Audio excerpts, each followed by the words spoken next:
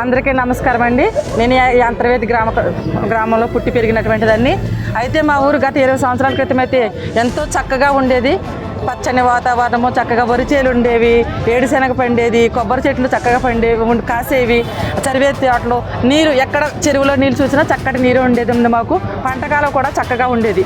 అయితే 20 సంవత్సరాల నుంచి ఒక్కొక్క సంవత్సరం వాటర్ అంతా ఈ ఆక్వా చెరువుల వల్ల కలుషితమైపోవడం జరిగింది. ఒక 10 సంవత్సరాల నుంచి అయితే మాకు సరైన వాటర్ లేదండి. ఎక్కడో పైప్ వాటర్ వస్తుంది, అది కూడా సరిగ్గా రాదు. పంట కాలువలు చూస్తేనేమో భయంకరం, డ్రైనేజ్ వాటర్ బెటర్ అండి మా వాటర్ కంటే, పంట కాలువల కంటే. అంత దుస్థితికి దిగజారటం కేవలం ఆక్వా చెరువులను బట్టే జరిగింది. అయితే ఎంతోమంది పోరాడుతున్నారు. కానీ మరి కాలం మగలో ఉండి ఆయన యనుమల వెంకటపతిరాజు గారు ఎక్కడో చక్కటి ప్రదేశంలో ఉన్నారు. ఆయన లండన్ ప్రదేశంలో ఉండి ఆయన ఇక్కడ పుట్టి పెరిగినటువంటి దాన్ని బట్టి నేను పుట్టిన ఊరు ఎలా అయిపోతుంది అనే బాధ ఎక్కడో లండన్లో చక్కగా అఫీషియల్గా బ్రతుకుతున్నటువంటి వరకు ఉంది. కానీ మన గ్రామ ప్రజలైతే సరైన రీతిగా ఇంతవరకు స్పందించలేదు. కానీ ఇప్పుడు చక్కగా స్పందించారు. అందుని బట్టి చాలా సంతోషిస్తున్నాం. మన గ్రామాన్ని, మన ఊరిని మనం రక్షించుకోవాలి కనుక మనకున్నటువంటి ఈ పద్ధతి, ఈ ఆక్వా చెరువులన్నీ కూడా మూసివేసే వరకు కూడా మనం ఎవరము కూడా వెనక తగ్గడానికి వీల్లేదు. కోర్టు వారు ఇచ్చిన ఆదేశాలకు మేరకు లోబడి ఎవరెవరైతే ఆక్వా చెరువులు మూస్తారో వారందరిని బట్టి కూడా మనం సంతోషించాము. మన ఊరిని రక్షించుకుందాము. మన ఊరు రక్షించుకోవడం కొరకై ఎవరైతే కోర్టు వారిని వెనక తిరిగి మళ్ళీ ధిక్కరించి ఇచ్చినటువంటి తీర్పుకి అనుగుణంగా కాకుండా మళ్ళీ ఎవరైనా చెరువులు చేస్తుంటే మన స్త్రీలు మేంటి కుటుంబాల సమేతంగా వెళ్ళొద్దని అడ్డుకోవాల్సిందిగా మనం చేస్తూ కొద్ది మాటలు ముగిస్తున్నాను.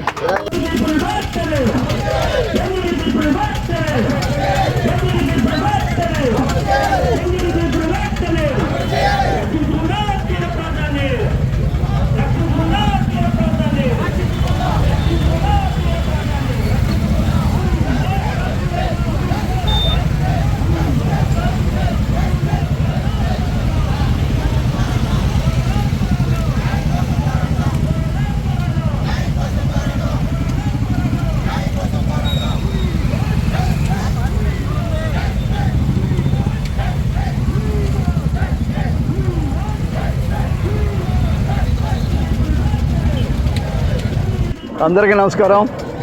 నేను అంతర్వేది దేవస్థానం పంచాయతీ సర్పంచ్ని మాట్లాడుతున్నాను. ఈరోజు గ్రామ సమేతంగా గ్రామ ప్రజలందరూ వచ్చి ఇక్కడ ఎన్జిటి తీర్పును అమలుపరచాలనే ఉద్దేశంతో ర్యాలీగా మేమందరం నిలబడటం జరిగింది. ఎందుకంటే మా అంతర్వేదికి గత 20 సంవత్సరాల నుండి ఈ యొక్క చెరువుల వల్ల అనేక పొల్యూట్ జరగడం జరిగింది. మా గ్రామాల్లో కాదు, మా ఇంటి కాంపౌండ్లో కూడా నీరు ఎప్పుడు కూడా ఎండిపోకుండా, ఏ మొక్క పాతినా కూడా ఆ మొక్క మలవకుండా ఈరోజు చూస్తాం జరిగింది. ఈ అన్నిటికి కారణం ఈ చెరువుల వల్ల ఈ పొల్యూటీ వచ్చిందని మరి గ్రామస్తులుగా మేమందరం ఆందోళన చేస్తున్నాం. ఎందుకంటే మరి గతంలో ఎన్నో సంవత్సరాలు బట్టి గత 4 సంవత్సరాల క్రితం నేను సర్పంచ్గా నెగ్గినప్పుడు చెరువులను ఆపేయాలని మరి తీర్మానం చేసి మరి రెవెన్యూ వాళ్ళని తీసుకొచ్చి కొలిపించి అనేక పనులు చేయించాం. కొంతకాలం ఉండగా అది మళ్ళా జరగకపోవటం, ఎందుకంటే కారణం గ్రామ ప్రజలే అని చెప్తున్నాను. ఎందుకంటే మీ ఇంటి పక్కన బోర్ వేస్తున్నారంటే మరి మీరు 10 మంది వెళ్ళి ఇక్కడ బోర్ వేయటానికి వీల్లేదు, బోర్ వేసినట్లయితే మా స్థలాలన్నీ నాశనం అయిపోతున్నాయని ఎప్పుడైతే మీరు అక్కడ మాట్లాడి ఆ పనులు ఆపుతారో, లేకపోతే ఒక గ్రామ సర్పంచ్గా నన్ను పిలిచి మీరు చెప్తారో అప్పుడు ఖచ్చితంగా మనం అమలు చేయదు. ఆ భూమి గల వాళ్ళకి కొంత డబ్బు ఇవ్వటం, వాళ్ళ చెరువులలో ఆ విధంగా స్వార్థంతో అనేక పనులు జరిగిపోయి ఈ గ్రామం అంతా శ్మశాన వాటిగా జరిగిపోయింది ఈ రోజుని. కొబ్బరి చెట్లు లేవు, మామిడి చెట్లు లేవు. ఎటువంటి మరి ఇంతకుముందు మా దొడ్డుల్లో మంచి మంచి పాదులు కాయగూరలు అన్నీ పెట్టుకునే వాళ్ళం. ఈరోజు ఏ మొక్క కూడా బ్రతకలేదంటే కేవలం ఈ చెరువుల వల్ల అని మీకు అందరికీ వినయం చేస్తున్నాను. అయ్యా, మరి కూటమి ప్రభుత్వం వారికి మేము మనవి చేసేది ఏంటంటే మా గ్రామంలో ఈ చెరువులు ఉండకూడదు. ఇంటిల చుట్టూరు కూడా చెరువులే. ఏ మనిషి కూడా మరి సరైన జీవనోపాధి లేకుండా అయిపోయింది. ఎందుకు? ఈ మనుషులు ఎంతకాలం బ్రతుకుతారో తెలియదు. మనుషులకి అనేక వ్యాధులు వస్తున్నాయి, కిడ్నీ వ్యాధులు, మరి అనేకమైన రకరకాల నీరసాలు, డెంగ్యూ జ్వరాలు అనేకమైన వస్తున్నాయి. మరి ఇవన్నీ కూడా అరికట్టాలంటే కేవలం ఈ ఆక్వా చెరువుల్ని పూర్తిగా నిర్మూలన చేయాలని, ఓన్లీ ఎన్జిటి కాకుండా మా ఇంటి చుట్టుపక్కల ఉన్న ప్రతి చెరువును కూడా మరి పూర్తిగా నిషేధించాలని మీకు మనవి చేస్తూ ముగిస్తున్నాను.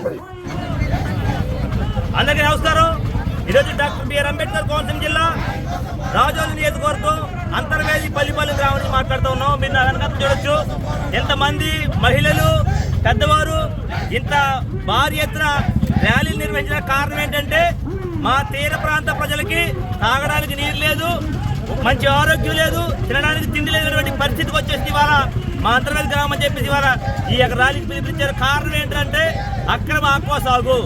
దీని మీద గత కొన్ని సంవత్సరాలుగా ఈ అంతర్వేది గ్రామ ప్రజలంతా కూడా పోరాటం చేస్తూ ఉన్నారు. అయితే ఒక విషయాన్ని మీకు గుర్తు చేస్తాను ఏంటంటే ప్రపంచ ప్రఖ్యాతిగాంచినటువంటి శ్రీ లక్ష్మీ నరసింహస్వామి వారి ఆలయం ఉంది ఇక్కడ.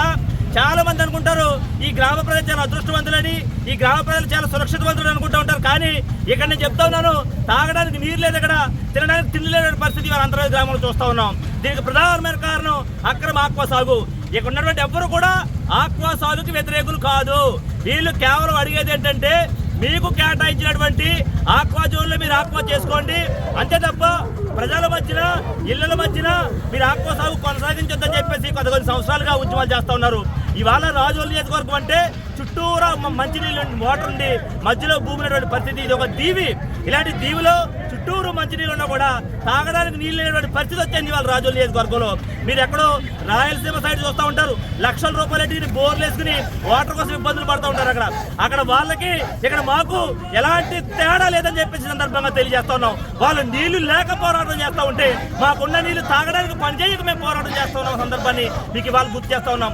మా నెక్స్ట్ జనరేషన్ కోసం, మా పిల్లల భవిష్యత్తు కోసం ఇవాళ రోడ్లు ఎక్కేటువంటి పరిస్థితి. ఇవాళ ఇంత మండు టెండలో ఆరోగ్యాల సైతం లెక్క చేయకుండా ఈ రోడ్ల మీద ర్యాలీలు తీయగల కారణం ఏంటంటే ఇవాళ ప్రభుత్వాల పరిస్థితి ఎలా ఉంది అంటే కోర్టులు ఇచ్చినటువంటి తీర్పును కూడా మీరు అమలు చేయండి అయ్యా బాబో అని చెప్పి ర్యాలీలు తీయాల్సిన కర్మ పట్టేసింది ఇవాళ ఆంధ్రప్రదేశ్ ప్రజానికానికి.